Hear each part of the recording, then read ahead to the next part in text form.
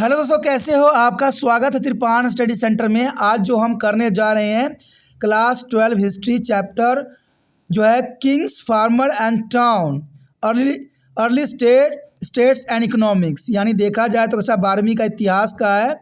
अध्याय जो है राजा, किसान और नगर, आरंभिक राज्य और अर्थव्यवस्था के काफ़ी महत्वपूर्ण क्वेश्चन पे हम यहाँ विचार विमर्श करेंगे और हर एक पहलू पर जो है नज़र दौड़ाएंगे।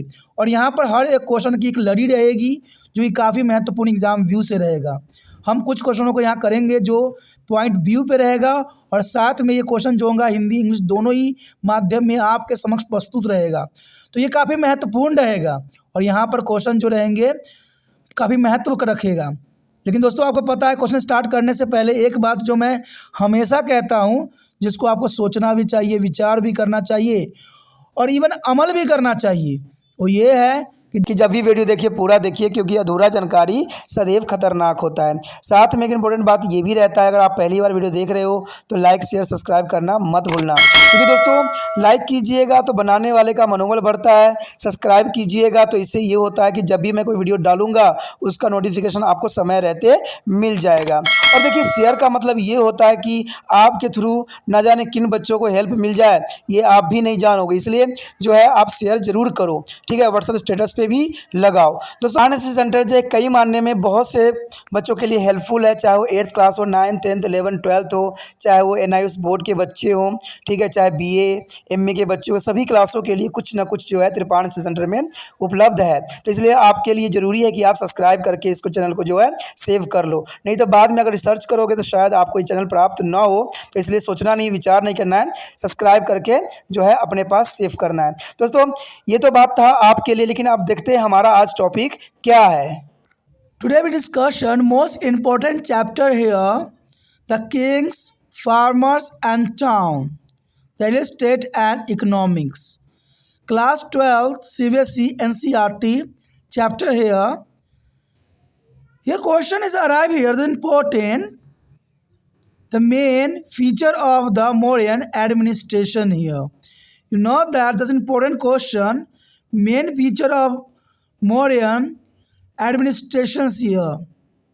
A central administration, first of all here, the king had a control over legislative, executive and judiciary army and finance here.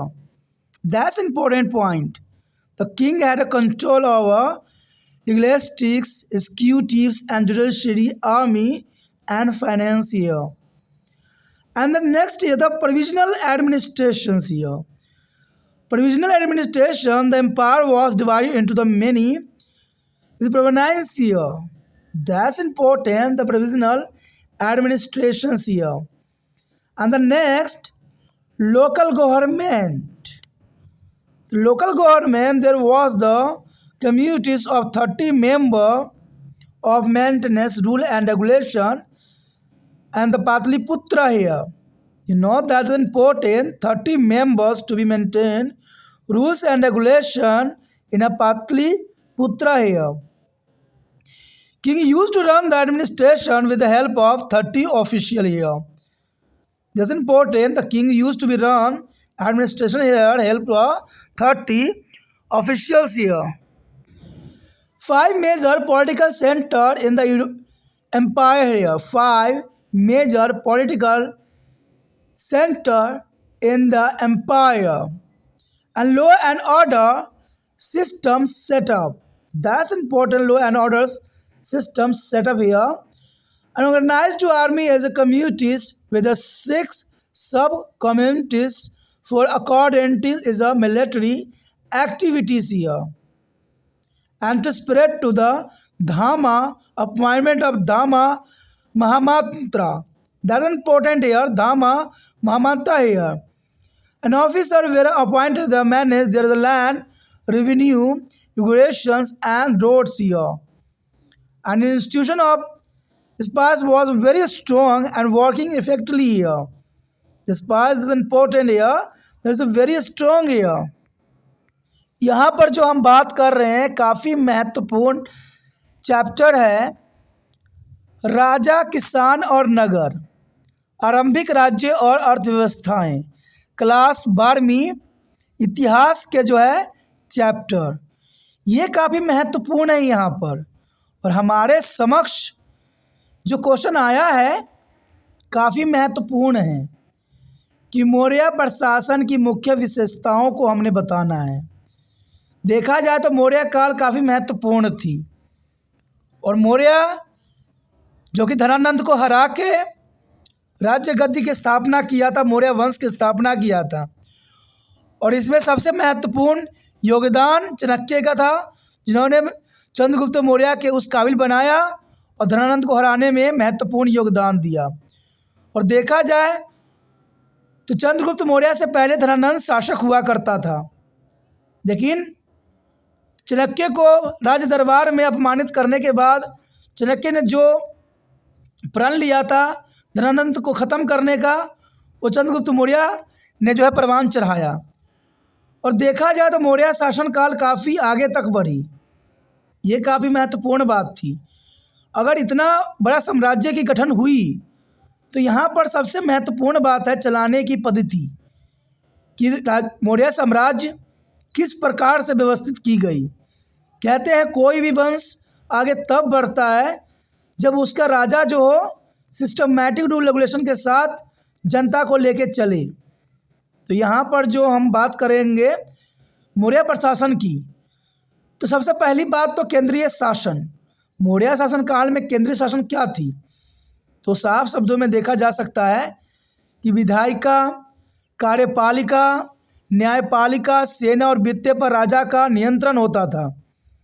ये काफ़ी महत्वपूर्ण है कि केंद्रीय शासन जो होती थी राजा के अधीन होती थी और इसके अंतर्गत विधायिका, कार्यपालिका, न्यायपालिका और सेना वृत्त राजा के नियंत्रण में होता था।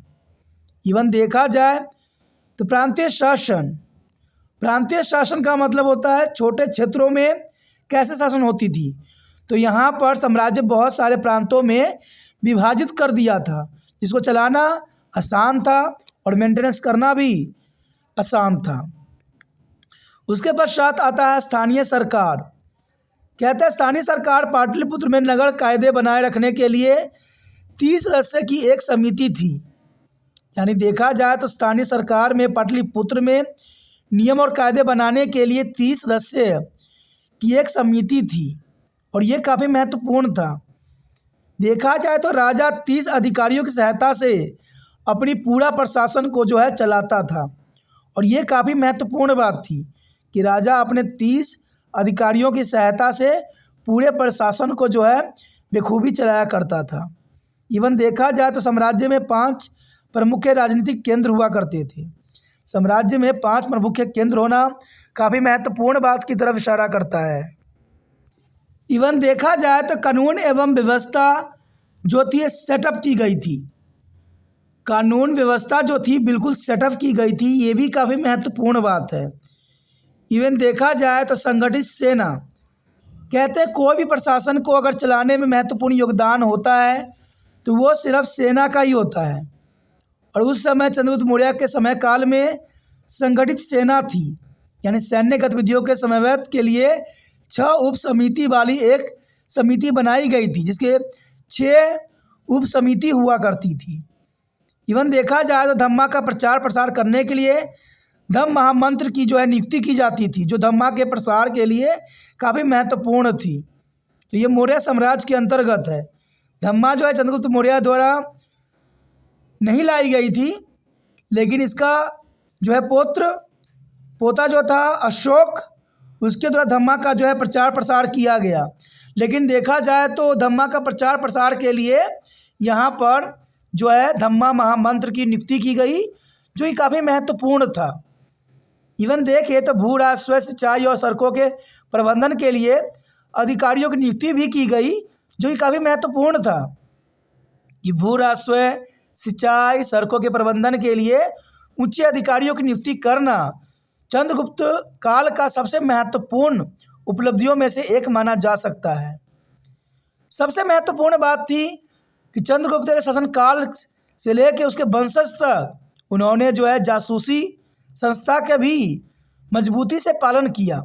यानी जासूसी की संस्था बहुत मजबूत थी और काफ़ी प्रभावी ढंग से काम भी कर रही थी।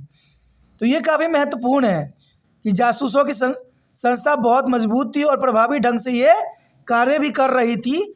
तो ये काफ़ी महत्वपूर्ण क्वेश्चन है, काफ़ी महत्वपूर्ण पॉइंट है, जिसमें आपके लिए बहुत ही आसान तरीक़ों से यहाँ पर प्रदर्शित की गई है।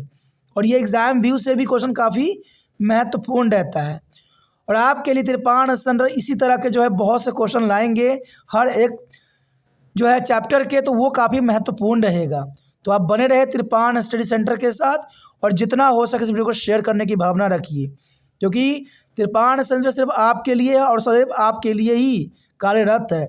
और आप देख भी सकते हो कि आपकी जो समस्या होती है, जिन क्लास के बच्चों को समस्या होती है, उसके अंतर्गत सारे वीडियो आ रहे हैं।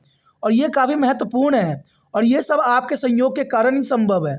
आप लोग जितना शेयर कर रहे हो, जितना बंदे सब्सक्राइब कर रहे हैं, इससे काफ़ी मेरा मनोबल बढ़ रहा है। और जितना मेरा मनोबल बढ़ेगा, आपके लिए उतना ही यहाँ पर सुविधा प्राप्त रहेगा। और आपके सुविधा के लिए त्रिपाण सेंटर हमेशा देखिए पॉइंट व्यू आंसर लेके आता है, जिसमें से 8-8, 12-12 हम पॉइंट ला के लेते हैं। इसमें से आप कोई भी जो है 8-9 याद कर सकते हो, एग्ज़ाम में अच्छे मार्क्स प्राप्त कर सकते हो। और शायद ऐसा पॉइंट आपको कहीं भी देखने को ना मिले। और इसको समझाने का भी अपना एक अंदाज है, और अक्षर का भी। लेकिन सुनने में आता है कि बच्चे जो होते हैं स्किप कर के वीडियो देखते हैं। दोस्तों, स्किप करके वीडियो ना देखें, आगे बढ़ा के वीडियो को ना देखें, इससे वीडियो की गुणवत्ता खराब होती है। आपको देखना ही है तो सुचारू रूप से पूरा वीडियो देखिए, सारे कुछ समझ में आ जाएगा। और ये आपके लिए महत्वपूर्ण है। अगर आप चाहते हो कि और भी जो है सब्जेक्टों का जो है आप पर वीडियो यहाँ पर आए, तो जर्नल सी बात है, शेयर करने की भावना आपके मन से जाना नहीं चाहिए। जितना हो सके शेयर कीजिए, शेयर कीजिएगा तभी दूसरे बच्चे का केयर हो पाएगा। ठीक है, पहली बार मेरे चैनल पे आए हो, पहली बार वीडियो देख रहे हो, अच्छा लग रहा है, समझ में आ रहा है, पॉइंट व्यू अच्छा लग रहा है, तो जर्नल सी बात है, सब्सक्राइब कर लीजिए। सब्सक्राइब कीजिएगा तभी जो है आने वाला समय में आपको जो है वीडियो का नोटिफिकेशन मिल पाएगा। और आपके एग्ज़ाम तक इतने वीडियो इसमें आ जाएंगे जो एग्ज़ाम के लिए आपके लिए काफ़ी महत्वपूर्ण रहेगा। इवन देखा जाए तो त्रिपाण सेंटर 8 से लेकर MA तक के बच्चों के लिए काफ़ी महत्वपूर्ण प्लेटफॉर्म देता है। और इसमें सारे क्वेश्चन जो है बखूबी प्लेलिस्ट पे आपको मिल जाता है। सिर्फ आपको थोड़ा मेहनत करने की ज़रूरत है, ढूंढने की ज़रूरत है। इसलिए सोचिए नहीं, विचार ना कीजिए, अभी त्रिपाण सेंटर को सब्सक्राइब करके अपने मोबाइल में सेव कीजिए।